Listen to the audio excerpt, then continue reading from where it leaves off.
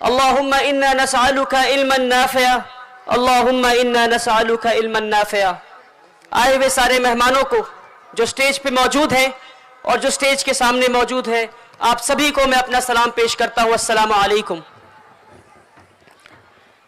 اور میں تہہ دل سے شکریہ ادا کرنا چاہتا ہوں آج کے آرگنائزرز سوشل 7 کو کہ آپ نے مجھے اس لائق سمجھا کہ میں اورنگ آباد کی سرزمین پر آ کر آپ سبھی لوگوں سے مخاطب ہو سکوں اور آپ سبھی لوگوں سے کچھ سیکھ کر واپس گھر لوٹ سکوں انشاءاللہ۔ اور میرے بھائی عادل عزیز صدیقی صاحب جو میرے ساتھ جامعہ ہمدرد یونیورسٹی میں UPSC کی تیاری کر رہے تھے، انہوں نے مجھے وعدہ کیا تھا کہ ولی بھائی میں ایک دن آپ کو اورنگ آباد ضرور بلاؤں گا، اور انہوں نے اپنے وعدے پہ کھرے اترے، الحمدللہ انہوں نے مجھے اورنگ آباد آنے کی دعوت دی۔ آج ہمیں خلد آباد بھی جانا تھا مگر ہم نہیں جا سکے، انشاءاللہ کل جائیں گے، اور اس شہر سے ہمیں محبت اور اس شہر کے لوگوں سے ہمیں محبت ہو گئی الحمدللہ۔ آج کا جو موضوع مجھے دیا گیا ہے وہ یہ ہے کہ ہمیں تعلیمی انقلاب لانا ہے، ہمیں ایک بدلاؤ لانا ہے، ہمیں اپنے حالات کو بدلنا ہے۔ تو سوال یہ ہے کہ کیا ہم اپنے حالات کو اللہ کی مدد کے بنا بدل سکتے ہیں؟ کیا ہم اپنے حالات کو اللہ کے مدد کے بنا بدل سکتے ہیں؟ ہم اپنے حالات کو اللہ کے مدد کے بنا نہیں بدل سکتے۔ تو کیا اللہ نے ہمیں ہمارے حالات کو بدلنے کا وعدہ کیا ہے؟ اللہ سورہ الرعد میں فرماتے ہیں کہ میں کسی بھی قوم کے حالات کو تب تک نہیں بدلتا، میں کسی بھی قوم کے حالات کو تب تک نہیں بدلتا جب تک وہ اسے نہ بدل لے جو ان کے اندر ہے۔ یعنی جب تک ہم اپنے آپ کو نہ بدل لے، جب تک اپنے اندر کے دل کو، اپنے سوچ کو، اپنی نیت کو ہم نہ بدل لے، اللہ ہمارے حالات کو نہیں بدلے گا۔ تو آج سب سے بڑی پریشانی جو ہماری ہے وہ یہ ہے کہ ہم مسلمان پوری دنیا کو بدلنا چاہتے ہیں اور جو نہیں بدلنا چاہتے ہیں وہ خود کو نہیں بدلنا چاہتے۔ تو مولانا رومی نے، جلال الدین رومی نے بہت ہی خوب کہا، کل میں ہوشیار تھا تو دنیا کو بدلنا چاہتا تھا، کل میں ہوشیار تھا تو دنیا کو بدلنا چاہتا تھا، آج میں عقل مند ہوں تو خود کو بدل رہا ہوں۔ Yesterday I was clever, so I wanted to change the world. Today I am wise, so I am changing myself. میرے پیارے بھائیوں اور بہنوں، آج ایک بہت دکھ بھری بات میں آپ کو بتاتا ہوں، اور یہ سچائی ہے کہ آج سوسائٹی کو مسلمانوں کی ضرورت نہیں۔ The society does not need us. ہمیں سوسائٹی کو ہماری ضرورت نہیں، کیونکہ ہم سوسائٹی کے بینیفیکٹرز نہیں بلکہ بینیفیشریز ہیں، ہم سوسائٹی کے کنٹریبیوٹرز نہیں بلکہ کنزیومرز بن گئے ہیں آج۔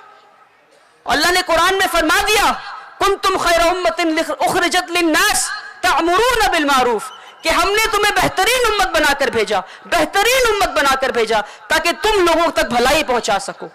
بہترین امت کیوں بنایا؟ تاکہ ہم لوگوں تک اچھائی پہنچا سکے۔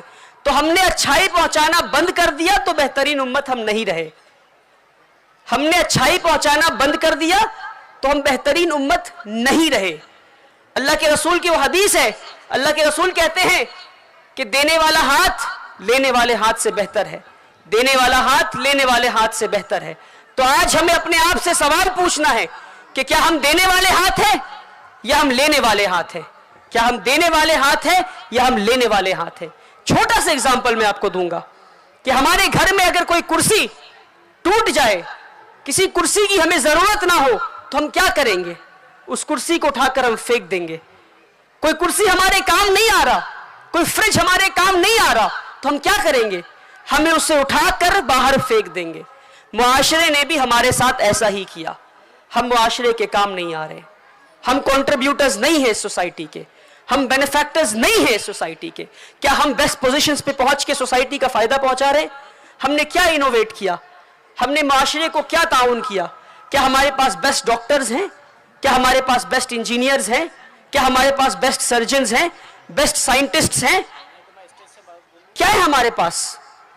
سوسائٹی کو ہم سے کیا مل رہا ہے؟ جب سوسائٹی کو ہم سے کچھ نہیں مل رہا تو سوسائٹی کو ہماری ضرورت نہیں. جب ہماری ضرورت نہیں تو سوسائٹی ہمیں نہ عزت دے گی، نہ محبت دے گی، نہ ہمیں اپنے ساتھ رکھے گی.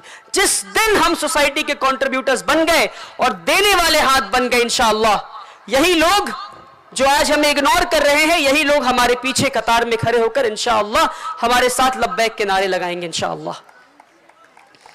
مگر تالیاں بجانے سے کام نہیں ہوگا میرے بھائیوں. تو یہ تو میں نے پرابلمز بتایا کہ دو پرابلمز کہ سوسائٹی ہیز نیگلیکٹڈ اس، دوسرا ہم اپنے آپ کو بدلنا نہیں چاہ رہے.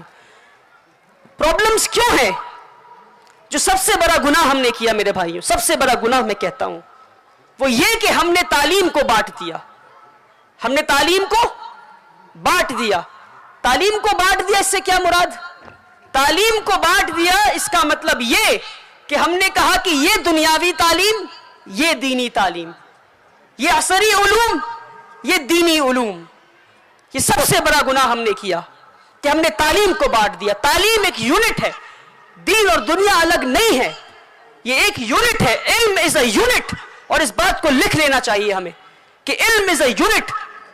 اور ایک چھوٹا سا ایگزامپل میں آپ کو دیتا ہوں کہ کسی کے والد کے انتقال کے بعد جب وراثت کا ہم تقسیم کریں گے بیویوں میں اور بچوں میں، تو وراثت کی تقسیم اگر ہم شرعی طریقے سے کرتے ہیں تو کیا یہ دین ہے؟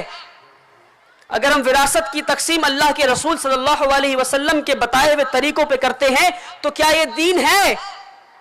ہمارا کیا جواب ہوگا؟ کہ ہاں یہ دین ہے. پر جس میتھمیٹکس کیلکولیشن کا استعمال کر کے اس دین کا ہم عمل کریں گے، کیا وہ میتھمیٹکس کیلکولیشن دین کا حصہ نہیں میرے بھائیوں؟ کیا وہ میتھس دین کا حصہ نہیں؟ آپ ہسٹری اٹھا کے دیکھ لیں، جہاں تک ہسٹری ہم ٹریس کر سکتے ہیں، جہاں تک بھی دنیا میں جتنی بھی جنگیں لڑی گئی، جنگ کے بعد جو ہار گیا اس کے بعد صرف دو آپشن، یا تو سر قلم کرواؤ یا تو فائن بھرو، یا تو مال دے کے جاؤ یا سر قلم کروا لو. مگر ایک لوتا واحد انسان رسول اللہ صلی اللہ علیہ وسلم نے تیسرا آپشن بتایا کہ تمہیں نہ تو فدیہ دینا ہے، نہ تو سر قلم کروانا ہے، تم ہمارے بچوں کو بس پڑھا دو، یہی ہمارے لیے کافی ہے. اللہ اکبر.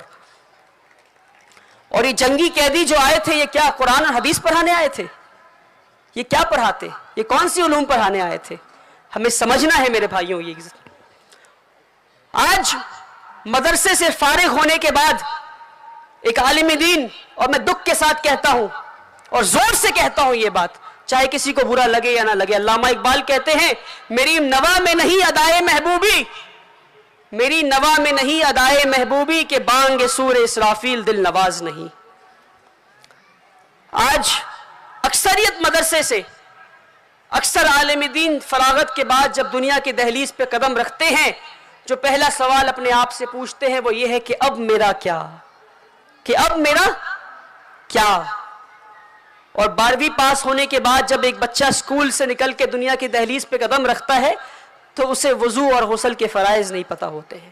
تو اس کے لیے کون ذمہ دار ہے میرے بھائیوں، میری بہنوں؟ کون ذمہ دار ہے اس کے لیے؟ کیوں نہیں ہم نے ایسے مدارس بنائے جو ہمارے بچے جا کے پڑھ سکتے ہیں؟ کیوں نہیں ایسے اسکولز پڑھائے؟ ہم نے علم کو بانٹا تو ہمارا آج یہ حال ہے. جب ہم نے علم کو نہیں بانٹا تھا تو الزہروی نے کتاب التصریف جیسی کتاب لکھی جس میں 200 سے زیادہ سرجیکل ٹولز کے بارے میں منشن ہے. جب ہم نے علم کو نہیں بانٹا تو دنیا کی پہلی ڈگری کالج بنائی گئی، وہ مسلمان نے بنائی. فاطمہ الفہری نے القرویین یونیورسٹی بنائی. جب ہم نے علم کو نہیں بانٹا تو ہم نے الگوریتم کا ایجاد کیا، ہم نے الجبرا کا ایجاد کیا، ہم نے ہوائی جہاز کا ایجاد کیا.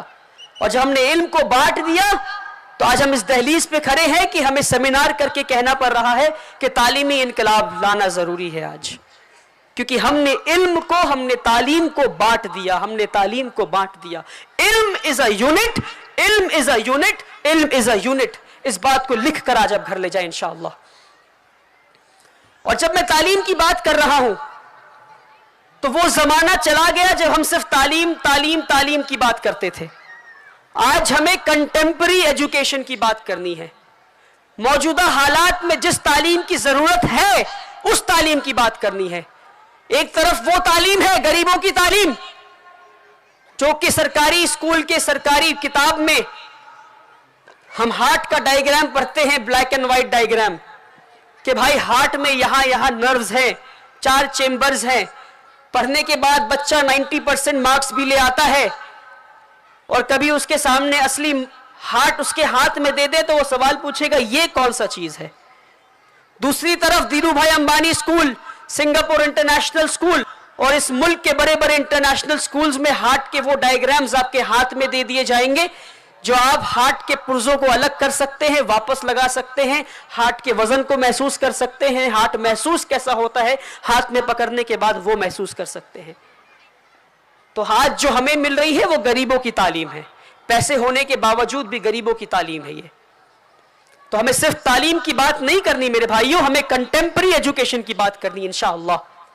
और जब हम एकेडमिक्स की बात करें तो सिर्फ एकेडमिक्स नहीं, हमें एकेडमिक एक्सेलेंस की बात करनी है। सिर्फ पढ़ लेना काफी नहीं है, हम उन कौमों में से नहीं है कि सिर्फ पढ़ ले, सिर्फ कुछ बन जाए, डिग्री हासिल कर ले, नहीं नहीं, हम उन कौमों में से नहीं है। हम इतने पीछे हैं कि हमें सिर्फ और सिर्फ हमारा टारगेट एक्सेलेंस एक्सेलेंस एक्सेलेंस होना चाहिए। आज क्योंकि हम एक्सेलेंस पे फोकस नहीं है हमारा, तो अपने हक को हम ले नहीं पा रहे हैं। वो कैसे? आज गरीब से गरीब इंसान जो कि एक पेन खरीदे वो भी टैक्स भरता है, और जो कि पोर्श गाड़ी खरीदे, पोर्शे गाड़ी जो 3 करोड़ रुपए में आती है, उसकी शुरुआती दाम जो है वो 3 करोड़ रुपए है, वो भी टैक्स भरता है। एक गरीब मुसलमान जो पेन खरीदे वो भी टैक्स भरता है, और एक अमीर मुसलमान जो पोर्श खरीदता है वो भी टैक्स भरता है। तो हमारे दिए हुए टैक्स के पैसे कहां जा रहे हैं? क्या हम सिर्फ स्ट्रीट लाइट और सड़क पे चलकर खुश हैं? सिर्फ इन चीजों से खुश हैं कि घर पे पानी आ रहा है, घर पे बिजली आ रही है और सड़क पे हम चल पा रहे हैं? हमारे दिए हुए पैसे को हम सरकार को, जो हम टैक्स के शक्ल में पैसे दिए हैं, उन पैसों को हम सरकार से वापस नहीं ले पा रहे हैं। एक सरकारी मेडिकल कॉलेज में एक बच्चे पे कम से कम ऑन एन एवरेज, किसी स्टेट में 75 लाख रुपए खर्च होते हैं, किसी में 1 करोड़, किसी में 50 लाख रुपए, तो हम एवरेज 50 लाख रुपए पकड़ते हैं। मैंने पिछले साल मैंने एक डेटा तैयार किया था कि सिर्फ 5 इदारे मुसलमानों के ऐसे थे जिन्होंने 500 बच्चों को सरकारी मेडिकल कॉलेज में भेजा।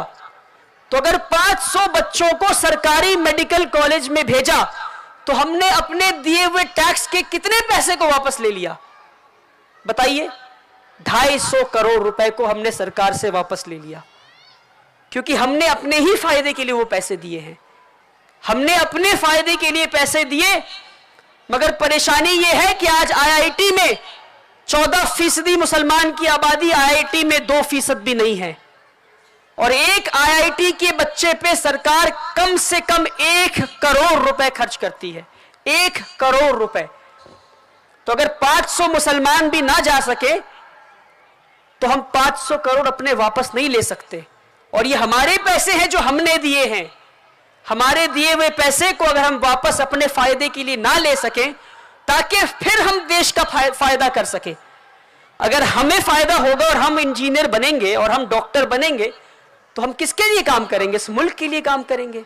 तो हमें यह समझना है कि एक बड़ा तबका, कि हम जितना टैक्स भरते हैं, अपने दिए हुए पैसे को अपने लिए हम इस्तेमाल नहीं कर पा रहे हैं, अपने लिए वापस नहीं ला पा रहे हैं हम।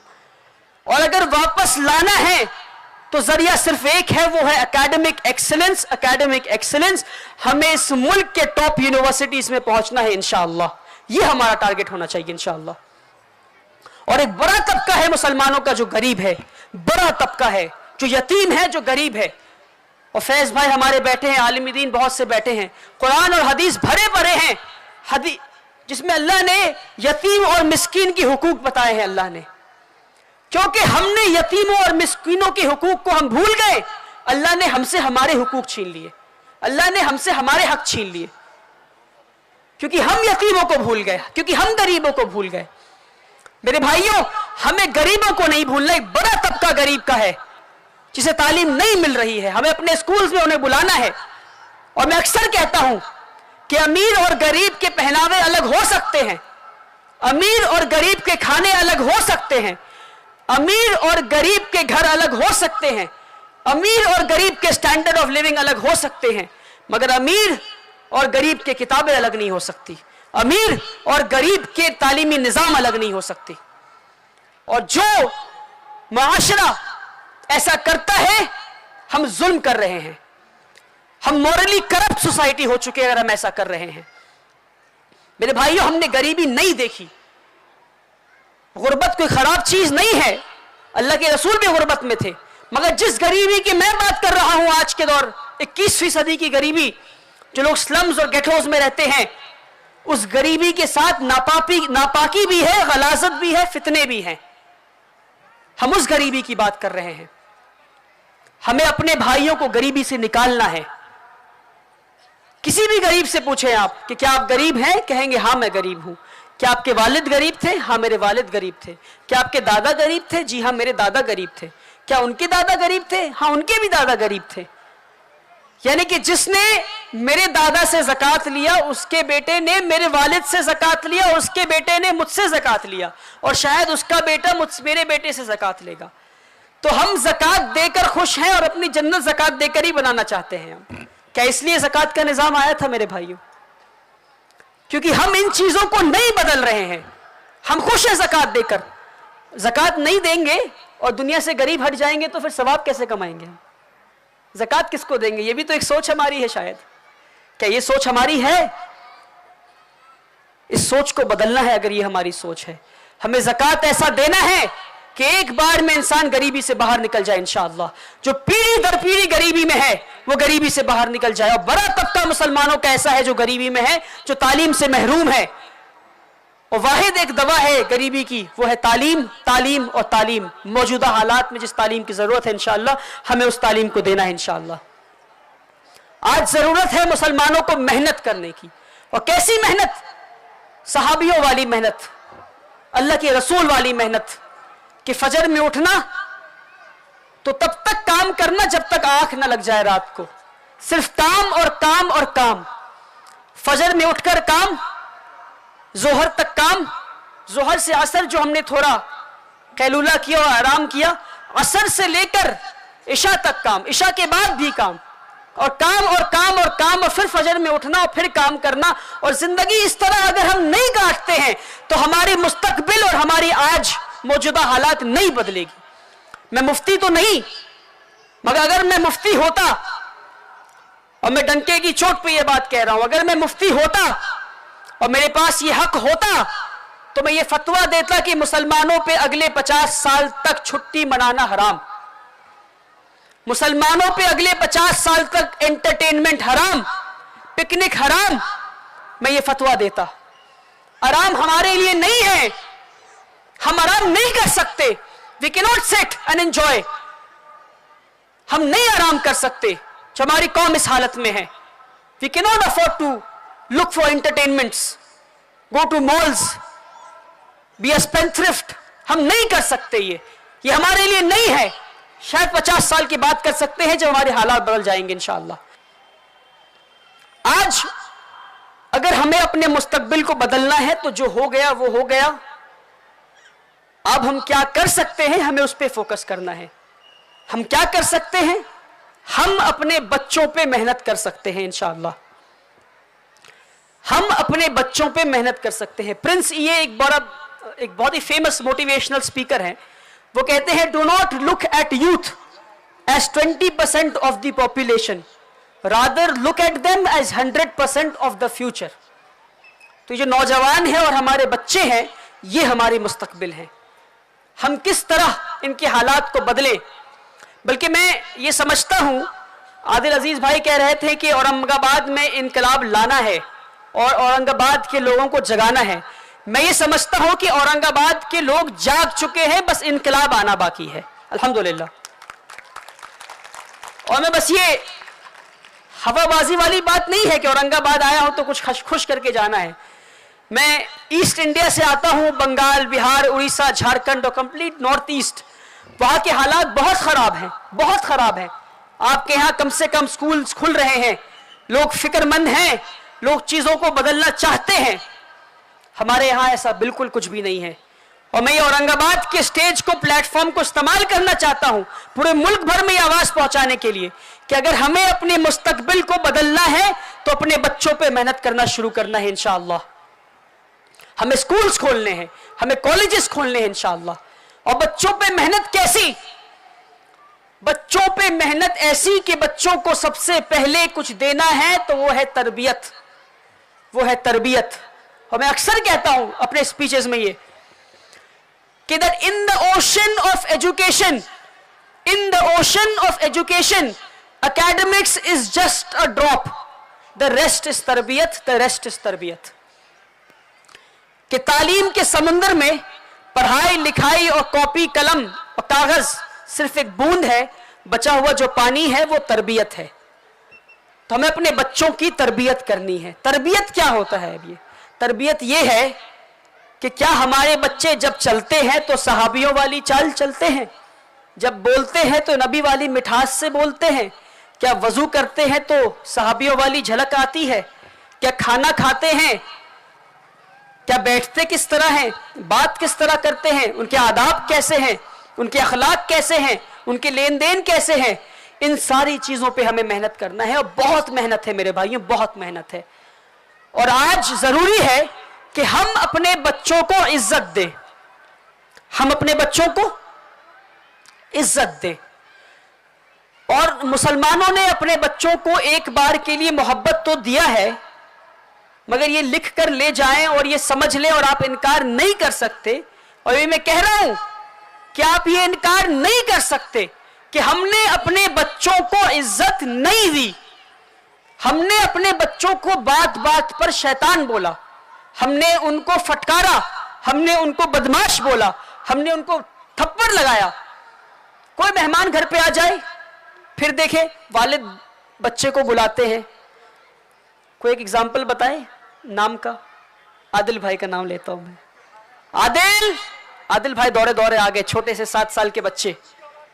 आदिल, सलाम करो मेहमान को। मेहमान को सलाम किया, अस्सलाम वालेकुम। मेहमान का पहला सवाल बच्चे से, पहला सवाल, किस क्लास में पढ़ते हैं, फेवरेट सब्जेक्ट कौन सा है? बच्चा तो वहीं डर गया। और अगर बच्चा जवाब नहीं दे पाया तो मेहमान के जाने के बाद क्या होता है हम सबको पता है। पता है कि नहीं पता है? तो हमने क्लासरूम्स में बच्चों को इज्जत नहीं दी, हमने घर में बच्चों को इज्जत नहीं दी, हमने सोसाइटी में बच्चे को इज्जत नहीं दी, हमने जिंदगी भर बच्चे को इज्जत नहीं दी। और हम चाहते हैं कि जब हमारा बच्चा बड़ा हो जाए तो दुनिया उसे इज्जत दे। तो जब हमने अपने बच्चों को इज्जत नहीं दी तो दुनिया हमारे बच्चों को इज्जत कैसे दे सकती है? हमें अल्लाह के रसूल से सीखना है, सल्लल्लाहु अलैहि वसल्लम से सीखना है कि उन्होंने बच्चों से कैसी मोहब्बत की। और ये तालीम से जुड़ा हुआ मौजूद, आप समझे इस बात को कि उन्होंने बच्चों को कैसी इज्जत दी और कैसी मोहब्बत दी। एक 6 साल का बच्चा था अबू उमैर। अबू उमैर की जो चिड़िया थी वो मर गई। तो अबू उमैर के भाई अल्लाह के रसूल के पास आए और कहे अबू उमैर सुबह से रो रहे हैं। तो अल्लाह के रसूल सल्लल्लाहु अलैहि वसल्लम, the busiest man to have ever walked down on this planet, on this land, the most responsible man, the man with the greatest responsibility। हम और आप एक स्कूल के प्रिंसिपल बन जाए, कोई आके बताता है कि चिड़िया मर गई उस बच्चे की, तो क्या करेंगे हम? अच्छा चिड़िया मर गई, अरे उसे स्कूल भेजो। अल्लाह के रसूल ने क्या किया? उसके पास दौड़े हुए गए और कहे ए उमैर क्या हो गया तुम्हारे चिड़िया को, ए उमैर तुम्हारे नुगैर को क्या हो गया? तो उमैर ने बताया ऐसा ऐसा ऐसा हो गया। अल्लाहु अकबर। ये हमारे रसूल अल्लाह थे, इतने बिजी होने के बाद, इतनी जिम्मेदारियां होने के बाद एक 6 साल के बच्चे से मिलने गए वो। ये हमारे लिए सीख है कि हमें अपने बच्चों से कैसी मोहब्बत करनी है, हमारे बच्चों को कैसा वक्त देना है और हमारे बच्चों को कैसी इज्जत देनी है। एक बार अल्लाह के रसूल अपने नवासों को अपने पीठ पर बैठाकर ऊंट के तरह चल रहे थे। बगल से एक सहाबी गुजर रहे थे। सहाबी ने कहा वाह کیا سواری ہے. کیا کہا؟ واہ کیا سواری ہے. تو اللہ کے رسول صلی اللہ علیہ وسلم جواب میں کہتے تم سواری کو دیکھتے ہو، سوار کو نہیں دیکھتے. سوار کو بھی تو دیکھو. تو کیا ہم نے اپنے بچوں کو سوار والی عزت دی؟ کیا ہم نے اپنے بچوں کو سوار والی عزت دی؟ کیا ہم نے بتایا کہ وہ کتنے عزیز ہیں؟ کیا ہم نے بتایا ان کو کہ وہ ہمارے مستقبل ہیں؟ کیا ہم نے ان کے چہرے کو پکڑ کے ان کے ماتھے کو چوما، ان کے پیشانی کو چوما اور ان سے محبت کا اظہار کیا ہم نے؟ اللہ کے رسول کی جب بیٹی ان کے کمرے میں داخل ہوتی تھی فاطمہ رضی اللہ تعالیٰ عنہ، تو اللہ کے رسول اپنے بستر سے اٹھ جاتے تھے، ان کے ہاتھ کو پکڑ کے پہلے انہیں بیٹھاتے تھے پھر وہ خود بیٹھتے تھے. ہم اور آپ، بلکہ میں والد سے کہتا ہوں کتنے والد ایسا ہیں جو ایسا کریں گے یا ایسا کیے ہوں گے؟ ہمارے بچے کمرے میں داخل ہوں اور ہم اپنے بچے کی عزت میں اٹھ جائیں، اسے لا کر بیٹھائیں اور پھر ہم بیٹھیں. ایسی عزت دے کر تو دیکھیں میرے بھائیوں، پھر دیکھیں دنیا آپ کے بچے کو کیسے عزت نہیں دیتی ہے انشاءاللہ. مگر ضروری یہ ہے کہ ہم اپنے بچوں کو عزت دیں انشاءاللہ. کیسے سینسٹیو تھے ہمارے رسول اللہ صلی اللہ علیہ وسلم بچوں کی طرف. انہیں پسند ہے صرف بچوں کو کھیلتا ہوا دیکھنا.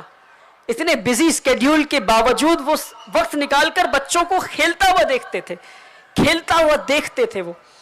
تو ایک صحابی اپنے بچے کو ڈھونڈتے ڈھونڈتے پہنچ گئے اللہ کے رسول کے پاس اور دیکھا کہ اللہ کے رسول بچوں کو کھیلتے ہوئے دیکھ رہے ہیں اور ان کا بھی بیٹا سارے بچوں کے بیچ میں کھیل رہا ہے.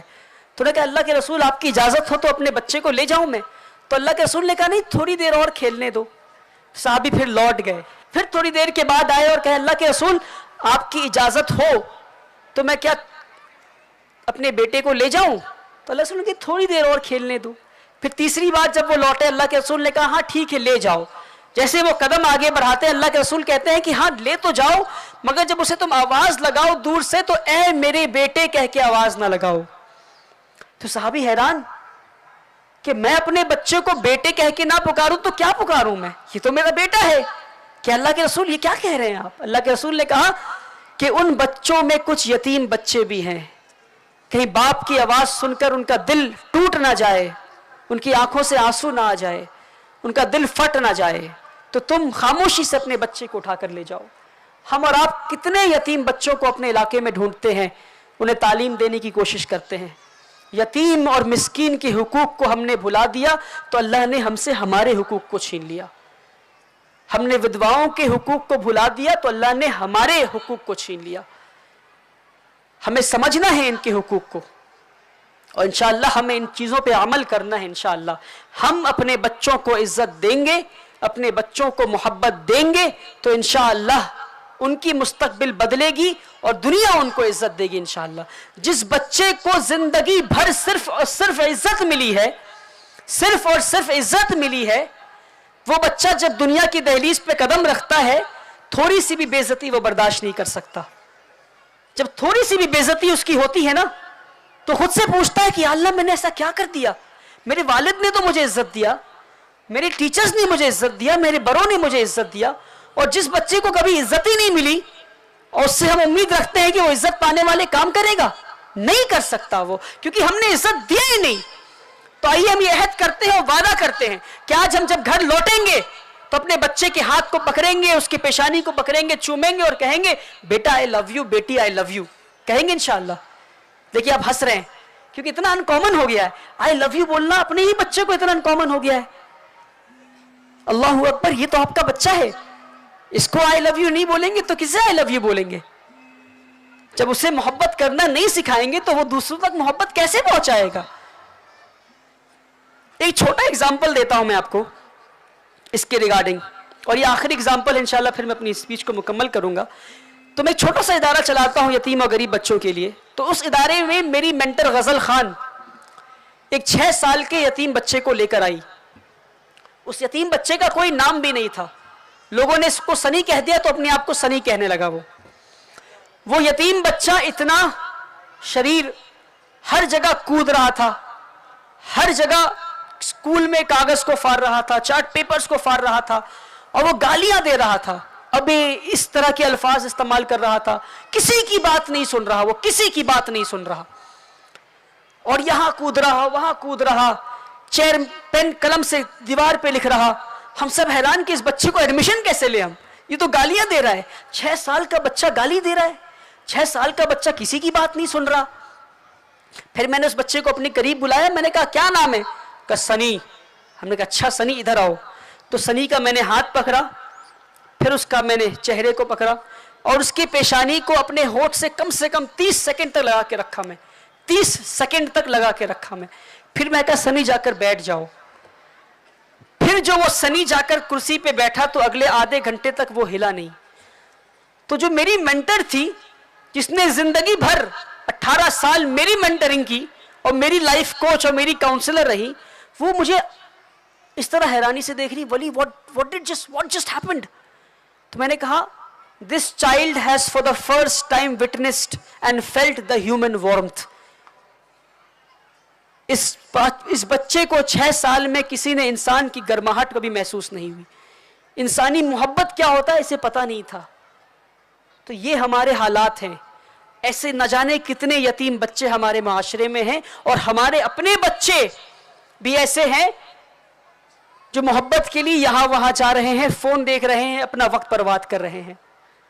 تعلیم کا حصہ ہے تربیت, اور اگر ہم نے بچوں کو محبت دے کر, عزت دے کر تربیت نہیں دی تو ان کے حالات نہیں بدلیں گے. میرے بھائیوں, سوال بھی ہوا تھا اپنے بچوں کو بے خوف کیسے بنائیں ہم, بے خوف عزت دے کر بنائیں ہم. جب گھر میں عزت دیں گے تو گھر میں وہ بے خوف ہوں گے. اپنے بچوں کو بتائیں اور یہ پالیسی بنا لیں, اصول بنا لیں. اور آج کے لیے جاننا بہت ضروری ہے کہ مسلمانوں کا ایک اصول, یہ اس ٹاپک سے ہٹ کر بات ہے مگر یہ جاننا ضروری ہے کہ جس دل میں اللہ کا خوف ہے اس دل میں کسی اور چیز کا خوف نہیں ہو سکتا. یا تو اللہ کا خوف یا تو کسی اور چیز کا خوف. ہمیں اپنے بچوں کی تربیت اس طرح کرنی ہے کہ یا تو آپ اللہ سے ڈرتے ہیں یا تو کسی اور سے ڈرتے ہیں. جس دل میں اللہ کا خوف ہے اس دل میں کسی اور چیز کا خوف نہیں ہو سکتا انشاءاللہ. اللہ تعالی ہمیں اور آپ کو کہنے اور سننے سے زیادہ عمل کرنے کی توفیق دے. اگر میری بات میں, میری بیان میں کچھ گستاخی ہوئی ہے تو امید کرتے ہیں آپ معاف کریں گے. پھر آئیں گے اورنگ آباد انشاءاللہ. آپ سے دعا کی گزارش. السلام علیکم ورحمۃ اللہ وبرکاتہ.